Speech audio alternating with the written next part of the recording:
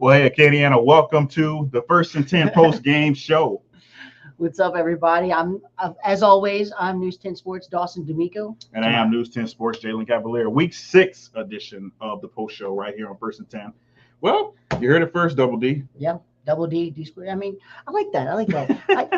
Y'all start calling me that when y'all see me in public. I'm pretty a fan. My old middle school teachers used to call me. It brings back some nostalgia to it. But we had some football action today, Jalen. Jalen, tell me how it was. What were you getting? Hey, we had a lot of action, but I would say, first of all, if you didn't watch First and 10, both my games weren't kind of close throughout. But I'll start where I was at first. I was at Rebel Field, first of all, when they took on Rain. And as soon as I was walking in the gate, Rain took a kickoff return for a touchdown. So ultimately, I wasn't able to get it on video, but I wanted the fans to know that they did score the first points of the game. And you were there. You saw it. They missed the extra points of 6-0, but as you saw on First and 10, the Rebels were able to score. And hey, shout out to Dougie Biltz. I'm sorry, Doug E. Biltz. You know how to do it? I can't do it. I mean. Yeah, I can't do it.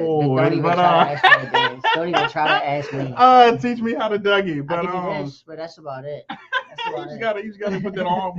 Hold on, while we're doing it, JB, you gotta show people you know how to do it a Dougie, bro. Me doing the Dougie? Yeah, come on. You gotta bring it in. I learned from my dad. I can't dance. We were talking about running back Dougie Biltz from Turley tonight, who had a great game. More power to him. Yeah, and then Dawson X was like, "Do you not do the Dougie?" And I was like, "Well, since JB's walking around here, you know."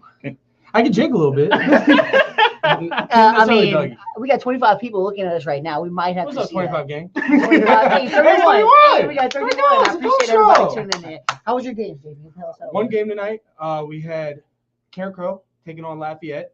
The Golden Bears, they won their second in a row. After, starting 0-3, everybody thought the sky was falling, but no, Chance Babineau got things under control. Good game tonight, yeah. That kid is good. I saw 3 good touchdowns from that game. Good touchdown by Karen Crow. Karen Crow running back. Then I also had a kickoff return on the ensuing drive. Saw that, yeah. Jamie and Brown, that's a Play of the Week nominee. Go vote for that on KLFY.com. And then also I saw a crazy fumble recovery by Lafayette. Helmet on the ball goes right in the air, recovered by the Lions. Good game, both sides of the ball, but the Golden Bears, they really needed that one. Definitely. There you go. You're in good hands the rest of the way. He got stuck at the game too, but they were quite unfortunate. You gotta get this parking right, man. It's football season. But no, we'll figure it out. Going back to thank you, JB. Yes, sir. We always appreciate you, bro.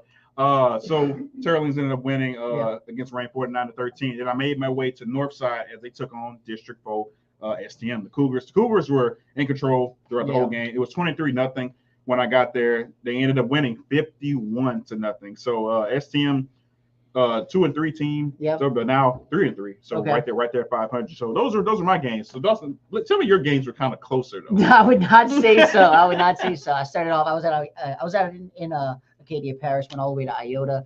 They played fellow Acadia Parish rival Crowley. That game 49-19. The first quarter was all the action we needed, guys. I'm pretty sure I saw 5 different turnovers as soon as I got there. I saw 2 interceptions by Crowley. And then 3 fumbles.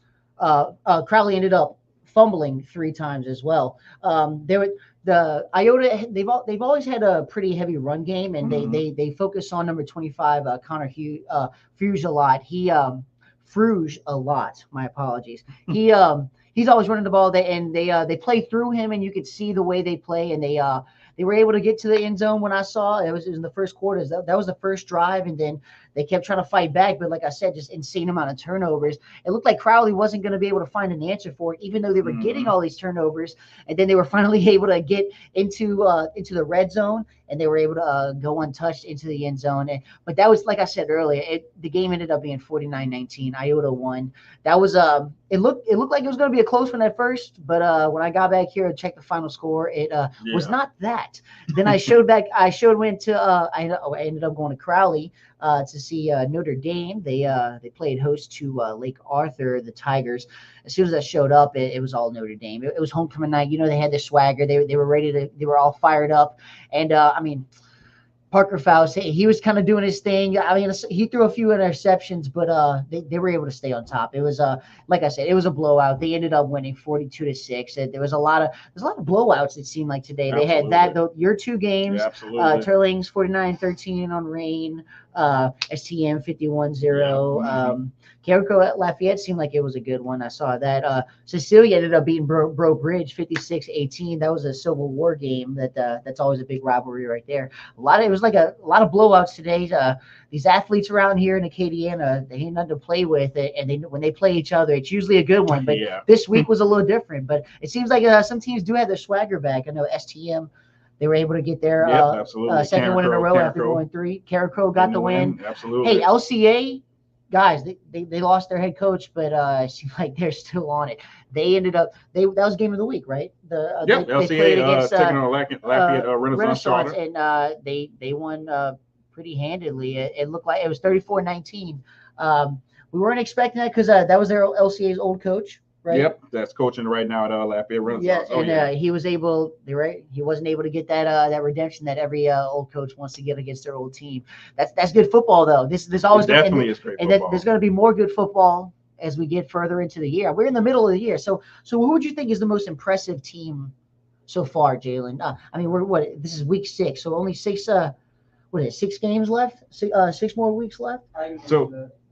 We're getting close, but we're midway through the season, and it looks like I'd say Turlings. They're still undefeated. Yeah, they look good. They look very good. Can't forget about Ascension Episcopal too, who defeated Gaydon this evening. They're still undefeated. So they destroyed. So it's like you have a lot of teams in the mix of trying to find their swagger back, but then you have a mix of teams that are still undefeated, still playing great football. Yeah, even the teams that aren't undefeated, very good teams. I mean, I'm high on Westgate, as you know.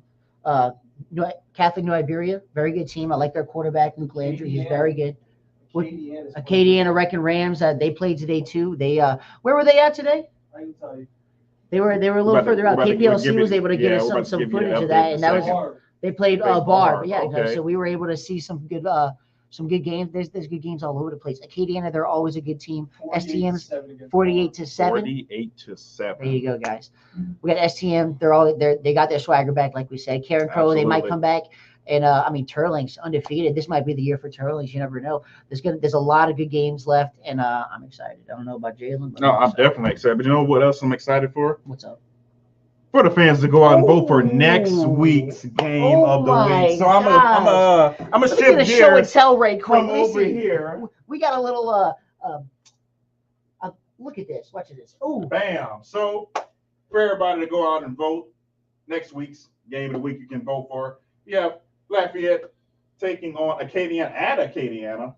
Sacred. Oh wait a minute. No. Jalen. We can't do that. All right. There we go. Sacred Heart at St. Ed's.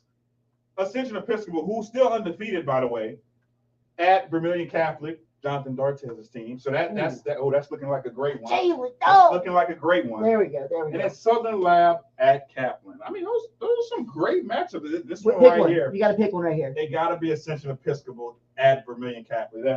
For me, that has to be. And that might be it, but I love watching them Rams, bro. I love watching the record Rams. It's going to be a good one, guys. There's so many good ones. St. Ed's and Sacred Heart, that's going to be a good one. Southern Lab and Kaplan, you never know. And there could be even better ones. These are just the ones we picked for y'all. It could be even better ones. So we have the Kittens taking on the Pirates. Ooh. I mean, you can't get any better than that. Whatever mascot you like, I'd go for it. you can't get any better. But don't forget, Play of the Week. I got one on there. Is the first one you ever saw. Play of the Week. You got Athlete of the Week, boy Jalen. Definitely got Athlete of the Week. Make sure you keep going out there, keep voting. This past week, Bethany Stute, a volleyball player from WCA Opelousas. Oh. So we had a little back-to-back Opelousas, Jaden Chavis, then going to Bethany Stute. And you got some bias over there at Opelousas? No, I don't have any bias at Opelousas. Just tune in to next week, and you'll see where the next Athlete of the Week is going to be. And tune in to the post-game show for week 7. We're always going to be here. Me and Jalen, we're going to be here. Just keep tuning in. That's the only reason we're able to stay on is if more and more people are able to show up for us. So I appreciate y'all. I know it's time to go. Yeah, we're about to get that 10-minute mark. So once again, y'all, vote everything you can, and then vote. And then as much as you want to. Don't put 1 vote in. Don't put 2 in. Don't put 3 in. You can refresh the page. And vote again. You can do it as many times as you want. And if you want to pick mine, you can go ahead and do that.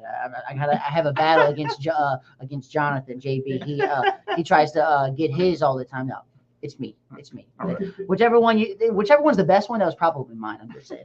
But anyways, y'all, I'm Tune in next week. Post game show. 1st and 10 is always. You're always going to see us on Friday, and then you're going to see Jalen and I.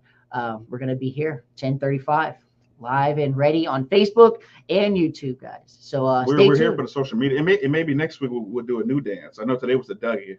So maybe next week. We'll finally get JB to do the jig. Maybe we'll do a different he's dance. from New Orleans. He might have it. He might have the old swagger. Maybe we'll do a different dance. But no, you have to wait and see. Everybody just tune in because you never know what's going to happen right here on the post show. Yeah, do it. Next week, the week 7 edition. Everybody stay tuned.